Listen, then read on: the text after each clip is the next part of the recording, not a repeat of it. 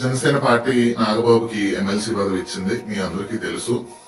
అయితే ఇక్కడ నేను ఒకటి మీకు చెప్పాల్సింది ఏంటంటే, జనసేన పార్టీ అంత కుల పార్టీ ఈ రాష్ట్రంలోనే లేదు. కులాలకు అతీతం, మతాలకు అతీతం అని పవన్ కళ్యాణ్ చెప్పే సొల్లు మాటలు జనాలు నమ్మనవసరం లేదు. ఎందుకంటే ఫస్ట్ ఆయన కాషాయ బట్టలు వేసుకుని మత రాజకీయం చేస్తున్నాడు. ఎలక్షన్స్ ముందు మీరు నన్ను చూసి ఓటేయండి, కనీసం మన కుల పోలన్నా ఓటేయండి అని అడుక్కొని ఎమ్మెల్యే కుల రాజకీయం చేశాడు. అయితే ఇప్పుడు ఆయన మినిస్టర్లు చూడండి, ఆయన పార్టీలో ఎవరైతే మినిస్టర్లో ఉన్నారో పవన్ కళ్యాణ్ కందులు దుర్గేశారు, కాపులు, నాదెండ్ల మనోహర్ చౌదరి, ఇప్పుడు వాళ్ళ అన్నయ్యకి ఎమ్మెల్సీ ఇచ్చారు కాపులు. అంటే ఏంటి, ఇది ఒక్క వర్గానికి పార్టీయా, ఒక కుల పార్టీయా? రాష్ట్రంలో బీసీలు, ఎస్సీలు, ఎస్టీలు, అణగారిన వర్గాలు 60% పైనే ఉన్నారు. అందులో ఉన్న నాయకులు ఎవరు కనిపించలేదా?